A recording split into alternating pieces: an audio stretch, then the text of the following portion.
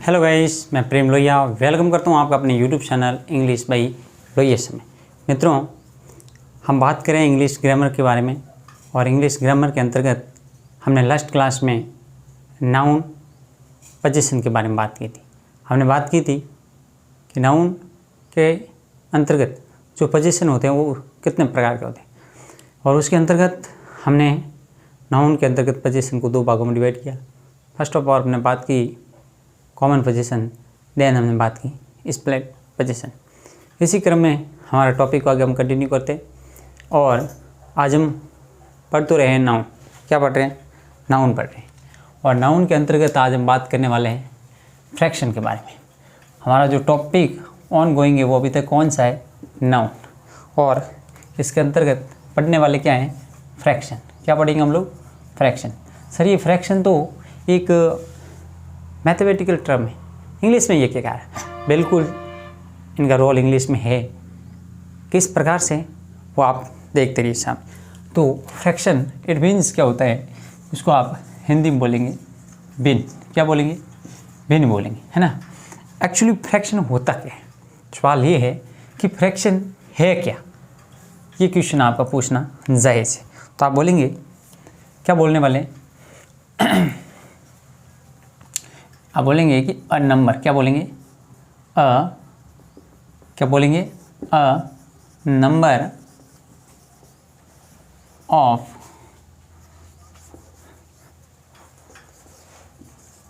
Form of P upon Q.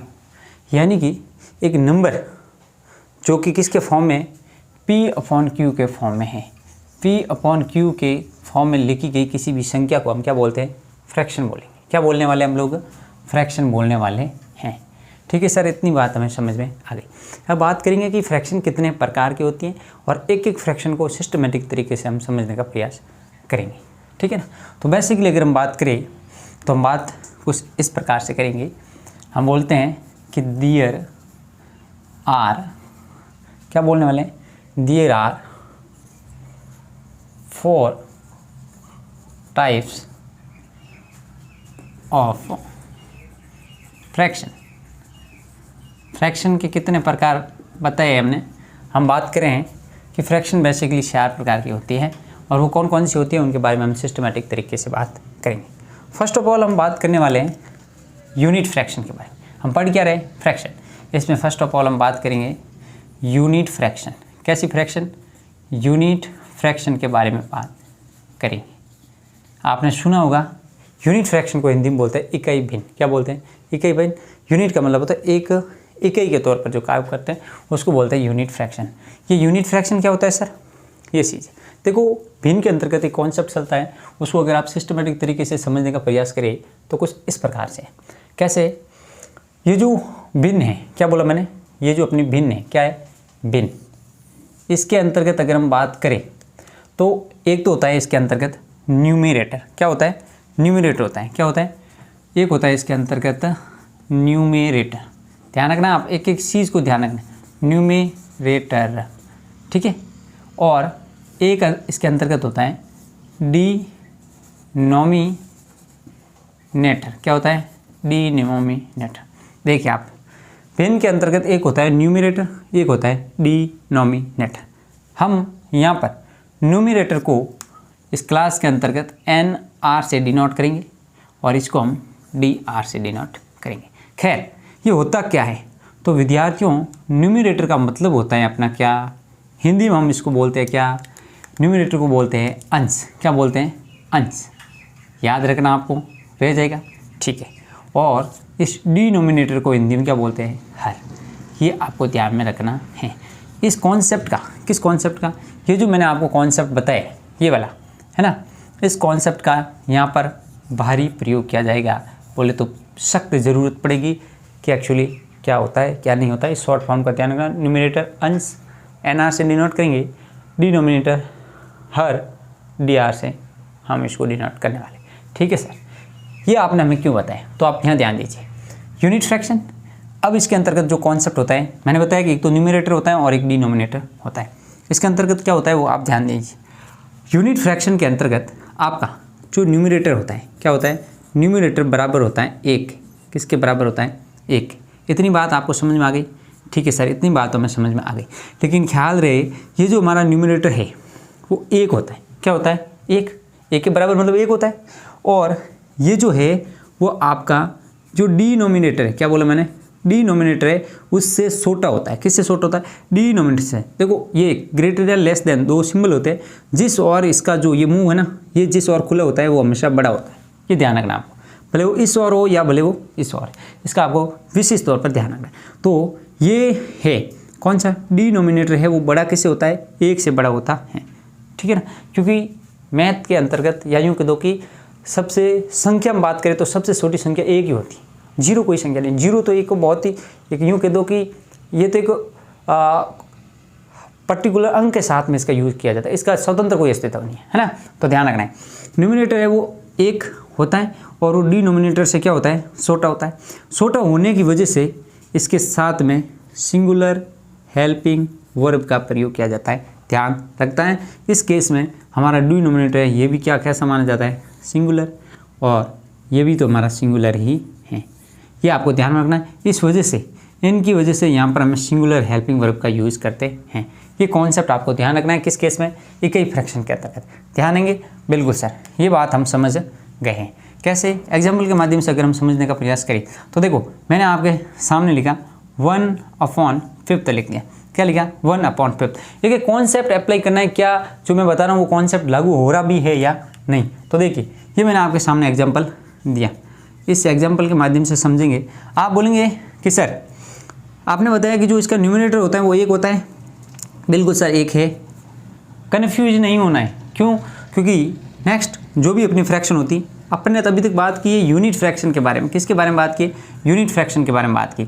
आगे और जो भी फ्रैक्शंस आएगी उनके बारे में हम सिस्टमेटिक तरीके से बताएंगे, क्योंकि मैंने आपको बताया कि हम 4 टाइप्स की फ्रैक्शन के बारे में यहाँ पर हम डिस्कस करेंगे। तो यहाँ पर अपना जो न्यूमरेटर है 1 है, आपने बोला सर है बिल्कुल। डिनोमिनेटर से बड़ा है, आप बोलेंगे नहीं सर डिनोमिनेटर से छोटा है। मैंने बताया कि बड़ा कौन होता है? डिनोमिनेटर। तो 5 बड़ा है या 1 बड़ा है? आप बोलेंगे सर 5 बड़ा है। ये भी अपनी कंडीशन फॉलो हो रही। बिल्कुल सर। इस केस में यहाँ से क्वेश्चन कितने प्रकार से बन सकता है उसके बारे में हम डिस्कस करने वाले हैं। तो देखिए यहाँ से अपन एग्जामिनर आपको किस प्रकार से कंफ्यूज कर सकता है वो समझना है। वो ऐसे दे सकते हैं 1 क्या बोला? 1/5 या 1/5। उसके बाद में आपको इसके लिए कॉमन है वो यूज़ करना है हेल्पिंग वर्ब का, इज या आर। बोले तो इसमें से आप किसके साथ में जाएंगे? इसके साथ में जाएंगे या फिर सेकंड वाले के साथ में जाएंगे? तो मैंने बताया था कि न्यूमरेटर है वो 1 होगा, डिनोमिनेटर से छोटा होगा। इस केस में हमारी हेल्पिंग वर्ब सदैव सिंगुलर आएगी। कैसी आएगी? सिंगुलर। तो आप देख रहे हैं न्यूमरेटर 1 है, डिनोमिनेटर 5 है, 10 हो, कुछ भी हो, लेकिन 1 से बड़ा है। ठीक है, इसलिए इसको सिंगुलर काउंट किया था। इस केस में आप इसके साथ में नहीं जाएंगे, बल्कि किसके साथ में जाएंगे? इसके साथ में। और जब इसके साथ में जाएंगे तो इस केस में इसके अकॉर्डिंग आप इसके साथ में जाएंगे। किसके साथ में? इसके साथ में। और ये अपना आर यहाँ पर कट हो जाएगा। फिर तो बात समझ में आ गई? बिल्कुल सर, हमें बात समझ में आ गई। यानी कि 1/5 इज। आगे जो भी है सेंटेंस उससे हमें कोई मतलब नहीं है। हमारा मतलब है इतना कि हमें ये कॉन्सेप्ट समझ में आना सही। ये बात मेरे हिसाब से आपको व्यवस्थित तरीके से समझ में आ गई होगी। मैं और भी एग्जांपल दे सकता हूँ सेम, आपको कुछ नहीं करना, कॉन्सेप्ट बस समझ में आना सही है ना। तो आप ऑटोमेटिक इसके ऊपर प्रैक्टिस करेंगे। जितनी ज़्यादा आप प्रैक्टिस करेंगे उतना ही आप इंग्लिश में है वो सिद्धहस्त हो जाएंगे। मैंने आपको पहले भी बताया था फर्स्ट क्लास में कि इंग्लिश है वो एक यूनिवर्सल लैंग्वेज है, ये एक वैश्विक भाषा है ना। इस वजह से इससे सभी डरते हैं, बट डरने की बिल्कुल ज़रूरत नहीं। आप कॉन्सेप्ट समझ गए तो कभी भी आपका गलत होने वाला नहीं है। और पता है कि इंग्लिश मोस्ट ऑफ एग्जाम्स के अंतर्गत अभी इंक्लूड की जा रही है, तो आपको कैसे भी करके इंग्लिश तो पढ़नी पड़ेगी। यू हैव टू रीड, इसलिए आपको डरना नहीं है, बल्कि इसके ऊपर अच्छा वर्कआउट करना है ना। ठीक है सर, तो ये बात तो हम समझ गई कि भाई यूनिट फ्रैक्शन क्या होता है। नेक्स्ट जो हम बात करें सेकेंड फ्रैक्शन की, अगर हम बात करें वो हम बात करेंगे प्रॉपर फ्रैक्शन के बारे में। किसके बारे में बात करेंगे? Proper fraction. किसके बारे में बात करेंगे? सर ये प्रॉपर फ्रैक्शन क्या होता है? तो अपन ने हिंदी के अंतर्गत पढ़ा है कि प्रॉपर फ्रैक्शन का मतलब होता है क्या होता है प्रॉपर फ्रैक्शन? प्रॉपर फ्रैक्शन का मतलब होता है उचित भिन्न। क्या होता है? उचित भिन्न होता है, ठीक है ना। अब उचित भिन्न किसको बोलते हैं? उचित भिन्न का मतलब होता है एक ऐसी भिन्न जिसका न्यूमरेटर है वो डिनोमिनेटर से छोटा होता है, लेकिन वो एक से बड़ा होता है। किससे बड़ा होता है? एक से बड़ा होता है। तो यहाँ से कॉन्सेप्ट अपना जो निकल कर आ रहा है उसको अगर हम सिस्टमेटिक तरीके से समझने का प्रयास करें, क्या करें? सिस्टमेटिक तरीके से समझने का प्रयास करें तो कुछ इस प्रकार से समझेंगे। यहाँ पर हम जो लिख रहे हैं, क्या करें? यहाँ पर हम जो लिख रहे हैं वो कुछ इस प्रकार से लिखेंगे कि जो अपना मैंने क्या बताया था? न्यूमरेटर। क्या बताया था मैंने? न्यूमरेटर बताया था, ठीक है। जो अपना न्यूमरेटर है, कौन सा? ये वाला न्यूमरेटर। ये न्यूमरेटर होता है किससे? न्यूमरेटर है वो किससे बड़ा होता है? आप बोलेंगे सर एक से तो बड़ा होता है। किससे बड़ा होता है? एक से बड़ा होता है, ठीक है सर, एक से अपना बड़ा होता है। और इसके अंतर्गत आप क्या देखेंगे? एक से बड़ा होता है लेकिन डिनोमिनेटर से तो ये छोटा ही होता है। ध्यान रखना है आपको, एक से भले बड़ा हो, क्या बोला मैंने? न्यूमरेटर एक से तो बड़ा होता है, यहाँ तो बराबर होता, यहाँ पर एक से तो बड़ा होता है लेकिन डिनोमिनेटर से छोटा ही होगा। उचित भिन्न प्रॉपर फ्रैक्शन की बात कर रहा हूँ, हो गया बात। जब ये एक से बड़ा होने की वजह से ये प्लूरल हो गया। क्या हो गया? प्लूरल हो गया। आप बोलेंगे बिल्कुल सही सर, आपने बताया कि ये प्लूरल हो गया, ठीक है। इस केस में ये भी अपना प्लूरल है, ठीक है। ये प्लूरल होने की वजह से इसके साथ में जो हम हेल्पिंग यूज़ करेंगे, हेल्पिंग वर्ब, वो हमारी प्लूरल हेल्पिंग वर्ब का यूज करेंगे। ये कॉन्सेप्ट अगर आपको समझ में आ गया तो आपको बिल्कुल भी घबराने की ज़रूरत नहीं है। जैसे कि मैं यहाँ पर एग्जाम्पल लिखने का प्रयास करूँ तो आप आराम से समझ पाएंगे। कुछ इस प्रकार से मैं एग्जाम्पल लिख रहा हूँ। क्या बोला मैंने? यहाँ पर लिखा आपके सामने 2/3 लिखा। क्या लिखा? 2/3। अब देखो एक एक कॉन्सेप्ट अप्लाई करना है, एक एक रूल अप्लाई करना है, एक एक बात बताइए उसको यहाँ पर अप्लाई करना है। न्यूमरेटर एक से बड़ा है, कितने हैं? 2। सर बिल्कुल आपने बताया कि एक से बड़ा है, ये बात फैक्ट हो गई। नेक्स्ट बता रहा हूँ डिनोमिनेटर से छोटा होना चाहिए। जो भी यहाँ पर कंटेंट है वो डिनोमिनेटर से तो छोटा ही होना चाहिए। 2 बड़े हैं या फिर 3 बड़े? आप बोलेंगे सर 3 बड़े, यानी कि अपना जो न्यूमरेटर है वो डिनोमिनेटर से तो अभी भी छोटा है। बिल्कुल सही, छोटा है। इस वजह से हम क्या करेंगे, उसको ज़रा समझने का हम प्रयास करेंगे। इस कंडीशन में अपन देखते हैं कुछ इस प्रकार से कि हमारी कौन सी कंडीशन यहाँ पर अप्लाई होती है। एक एक चीज़ को व्यवस्थित तरीके से मैं समझाऊंगा। लाइफ में कभी भी वापस इंग्लिश पढ़ने की जरूरत नहीं पड़ेगी, बशर्ते आपका पूरा कंसंट्रेशन होना सही। तो यहाँ देखो मैं आपके सामने लिख रहा हूँ। क्या लिखा मैंने आपके सामने? मैंने सामने लिखा है 2/3। क्या लिखा मैंने? 2/3। एक और लिख रहा हूँ कॉन्सेप्ट 2/3। क्या लिखा मैंने? 2/3 और 2/3 की मैंने बात की। इसके बाद में क्या लिखूँ मैं? इसके बाद में मैं क्या लिखूँ? इज या मैं क्या लिखूँ? Are. Is am, is are, has have, कुछ भी हो सकता है, डजेंट मैटर। हम बात सिंगुलर और प्लूरल कर रहे हैं। इज एम आर को हम इसलिए ले ताकि आपके लिए सीखना इजी है ना। सिंपल टू कॉम्प्लेक्स की तरफ हमें सीखना सही है, सामान्य से विशेष की ओर। इस क्रम में हम आपको सिर्फ समझने का प्रयास करें। तो देखिए मैंने बताया वो एक एक कंडीशन अप्लाई हो रही है। न्यूमरेटर एक से बड़ा होना चाहिए, एक से अधिक है 2 है। डिनोमिनेटर उससे भी बड़ा होना चाहिए, बोले तो डिनोमिनेटर से छोटा होना चाहिए।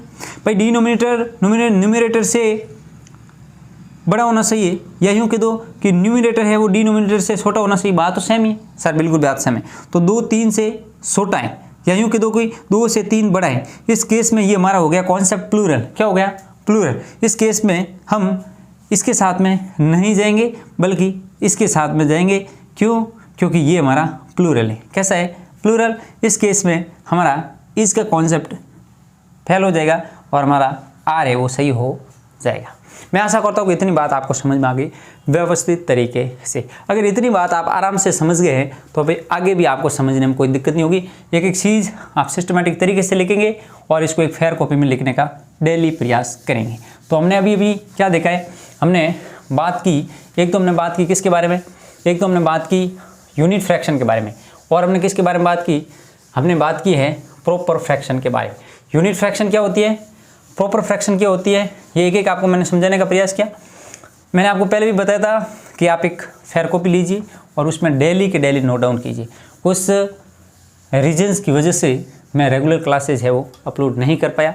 उसके लिए मैं आपसे खेद जताता हूँ, माफ़ी चाहता हूँ। मेरा प्रयास रहेगा कि अब मैं रेगुलर व्यवस्थित तरीके से आपके लिए क्लास है वो अपलोड करूँ। कुछ रीजन्स थे, है ना, तो उन वजह से है वो मैं थोड़ी सी मेरी रेगुलरिटी में दिक्कत आई। अब मैं प्रयास करूँगा कि सिस्टमेटिक तरीके से आपको मैं समझाऊँ। नेक्स्ट हम जो बात करें इसके अंतर्गत थर्ड टाइप हम बात करें इम्प्रॉपर फ्रैक्शन के बारे में। किसके बारे में बात करेंगे? Improper fraction. कैसी फ्रैक्शन? इम्प्रॉपर फ्रैक्शन के बारे में हम बात करेंगे। ये इम्प्रॉपर फ्रैक्शन क्या होता है? अनुचित भिन्न। क्या होता है? अनुचित भिन्न।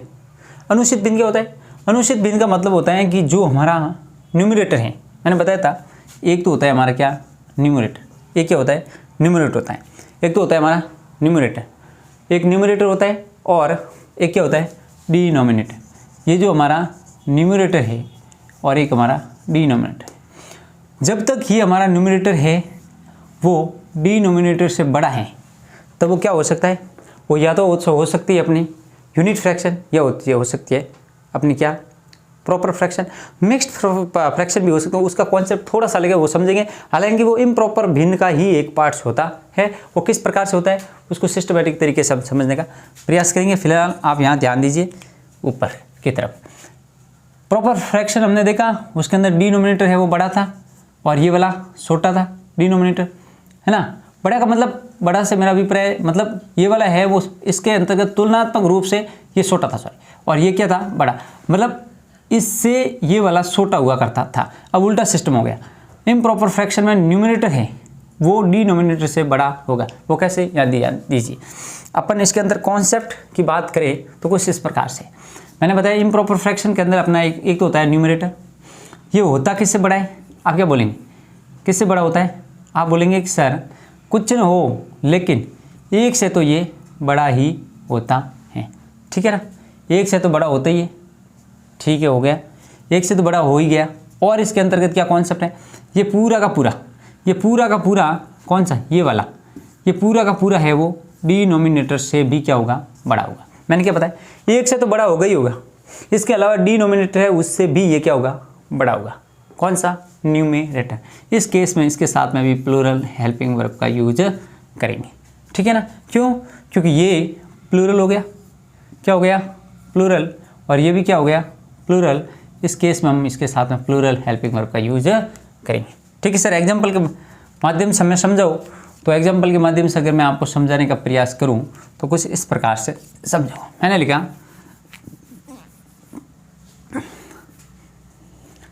क्या लिखा मैंने?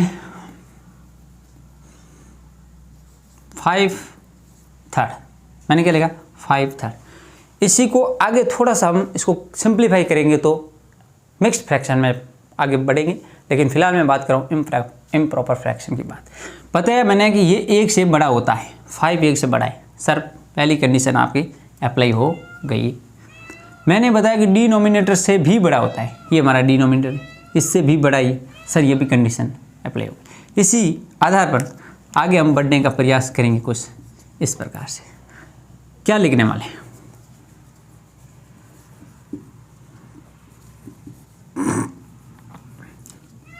फिफ्थ थर्ड लिखेंगे या फिफ्थ थर्ड्स लिखेंगे। तो अगर आप समझदार हैं, समझ पा रहे हैं तो आप बिल्कुल बोलेंगे सर आप सेकंड वाले कॉन्सेप्ट के साथ में जाएंगे। किसके साथ में? सेकंड। मैंने बताया कि ये वाला है, ये डिनोमिनेटर एक से तो बड़ा ही है और डिनोमिनेटर से भी बड़ा है, ठीक है सर। इस केस में इस पूरे को पूरा प्लूरल माना जाता है और आगे आने वाली हेल्पिंग वर्ब भी प्लूरल आएगी, तो ये हमारा गलत हो जाएगा और सेकंड वाला सही हो जाएगा। इस केस में हमारा आर है वो राइट हो जाएगा। फिफ्थ थर्ड्स आर क्या हो जाएगा? फिफ्थ थर्ड्स आर, ये चीज़ है। इसी को जब हम आगे देखेंगे तो इम्प्रॉपर फ्रैक्शन के अंतर्गत इसको थोड़ा सा अलग से समझेंगे। अब ये फिफ्थ वाला कॉन्सेप्ट है वो कैसे, थोड़ा सा अगर मैं इसको समझाने का प्रयास करूँ तो यहाँ ध्यान दीजिए। कैसे बनाइए इसको? प्लूरल क्यों माना? रीज़न क्या है? मैथ क्या कहती है? मैथ कहती है इसको कैसे जोड़ेंगे, इसको जोड़ेंगे तो हम पहले तो भाग करेंगे। क्या करेंगे, भाग। 5th के अंतर्गत 3rd का भाग देंगे। 3 1 जा 3, 1 टाइम जा रहा है, कितने रहे 2, ये हो गया। मतलब आप इसको इस तरीके से बोल सकते हैं 1 and 2 3rd, यही तो मतलब हो रहा है। इसी को जब हम आगे देखते हैं, इसी को जब हम आगे देखते हैं तो होता है 3 1 जा 3 ऐड हो जाएंगे 2 और 3 और 2 5/3। यही तो मैंने आपको बात समझाने का प्रयास किया। मैथ क्या कहती है, यही तो बात कह रही। तो मुझे बताइए, एक इसको मानते ही कहीं और एक इसको मानते, दोनों को मानेंगे तो ये प्लूरल होगा कि नहीं। इस तरीके से आप करके भी इसको समझ सकते हैं। इतनी बात आपको समझ में आ गई। इसी वजह से ये आपका राइट हुआ, कौन सा, 2nd वाला। नेक्स्ट जो हम फ्रैक्शन की बात करें, अगली हम फ्रैक्शन जो ले रहे हैं वो हम ले रहे हैं कैसी, कौन सी फ्रैक्शन है अंतिम में, वो है हमारी मिक्स्ड फ्रैक्शन। कैसी फ्रैक्शन है, मिक्स्ड फ्रैक्शन। किस फ्रैक्शन की बात करेंगे हम लोग, मिक्स्ड फ्रैक्शन की बात करेंगे। ये मिक्स्ड फ्रैक्शन क्या होती है, अभी बताया हम, वही मिक्स्ड फ्रैक्शन होती है। मिक्स्ड फ्रैक्शन का मतलब यही है, जो फर्स्ट ये वाला कॉन्सेप्ट बताया यही कॉन्सेप्ट है, बस वो मिक्स्ड फॉर्म में दिया है। बात समझ में आ रही कि नहीं आ रही, मिक्स्ड फॉर्म में दिया हुआ होता है। बाकी ये वाला पूरा का पूरा कॉन्सेप्ट यहाँ पर अप्लाई करना है, तो इसको लिखने की बजाय आपको सीधा मैं एग्जाम्पल लेकर चल रहा हूँ, है ना।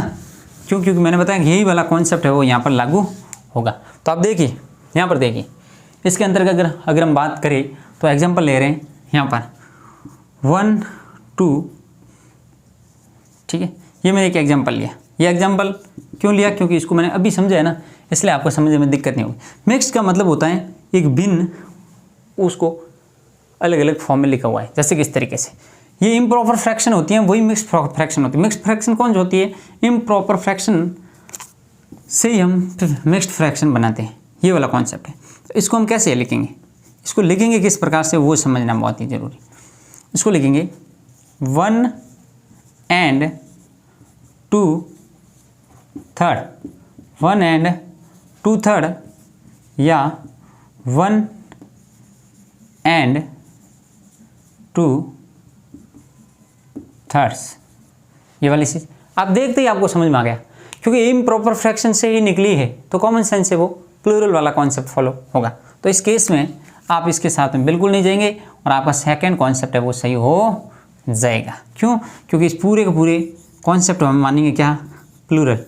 इसी प्लूरल की वजह से ये होगा प्लूरल, क्या होगा, प्लूरल। और इसीलिए इसके साथ में जो आगे आने वाली अपनी हेल्पिंग वर्ब है वो होगी इज नहीं, बल्कि क्या होगी, आर। मेरे हिसाब से आप ये इतनी बात व्यवस्थित तरीके से समझ चुके हैं। तो ये हमारा कॉन्सेप्ट था फ्रैक्शन को लेकर के। किसको लेकर के था, फ्रैक्शन। मेरे हिसाब से आपको सिस्टमेटिक तरीके से समझ में आ गया होगा। आप ये बोलेंगे कि सर आपने जो सेंटेंस लिखे है पूरे सेंटेंस क्यों नहीं लिखे, बिल्कुल लिखवाने वाला हूँ मैं, प्रैक्टिस लेकर आने वाला हूँ बहुत ही जल्द। और हर टॉपिक जो भी हम टॉपिक करें उसको सिस्टमेटिक तरीके से यहाँ से क्वेश्चन उठाएंगे और मैं आपको बताऊँगा कि पर्टिकुलर उस क्लास के अंतर्गत मैंने ये पढ़ाया था और वहाँ से ये इस प्रकार से क्वेश्चन आपके सामने पिकअप हो रहे हैं। और एक कॉन्सेप्ट है वो वहाँ पर आपको क्लियर करने वाला हूँ। जैसे आप किसी भी स्टेट एग्जाम की तैयारी करें, भले आप सेंट्रल लेवल की एग्जाम करें, it doesn't matter, just because of मैं आपके साथ हूँ। आपको बिल्कुल डरने की जरूरत नहीं। मैं आपको जानकारी के लिए बता देता हूँ कि राजस्थान में विभिन्न प्रकार की भर्तियाँ हो रही है। क्योंकि मैं राजस्थान का नाम इसलिए ले रहा हूँ, जस्ट बिकॉज ऑफ मैं राजस्थान के बाड़मेर जिले से बिलोंग करता हूँ और बिल्कुल एक बहुत ही डेजर्ट इलाका है। और वहाँ पर ये जो मैंने इंग्लिश सीखी है खुद के कॉन्फिडेंस लेवल, खुद के बलबूते पर सीखी है, तो आप भी सीख सकते हैं। You can do it. आपको डरने की बिल्कुल ज़रूरत नहीं है। मैं आपको इतना बता देता हूँ, आपको मैं विश्वास दिलाता हूँ कि आपको इंग्लिश से भविष्य में कभी भी डरने की ज़रूरत नहीं पड़ेगी अगर आप सिस्टमेटिक तरीके से मेरे साथ में जुड़ गए। तो आपको केवल और केवल क्या करना है, सबसे फर्स्ट ऑफ ऑल आपका प्राइमरी उद्देश्य होना चाहिए कि आप वीडियो को पूरा ध्यान से देखेंगे। एक बार नहीं तो आप बैक करके देखो, 2 बार देखो, 3 बार देखो, जितनी बार आपको समझ में आए तब तक देखो एक बार। और आप सिस्टमेटिक तरीके से इसको एक नोटबुक में लिखने का प्रयास करें। अंत में मैं आपको इतना ही बोलूँगा कि अगर आपको ये सेशंस हेल्पफुल लगे, कि आपको लगे कि आपके एग्जाम के पॉइंट ऑफ व्यू से इंपॉर्टेंट है, आपके लाइफ के हिसाब से इंपॉर्टेंट है, अगर आपको लगे कि आपको सीखने के लिए कुछ मिला हो, तो ध्यान दें, मेरे शब्दों पर ध्यान दें। आपको लगे तो आप इस सेशन को लाइक करें, शेयर करें और चैनल को सब्सक्राइब करें, बेल आइकन को प्रेस करें, ताकि इस चैनल से रिगार्डिंग तमाम नोटिफिकेशन आपको समय पर मिलती रहे।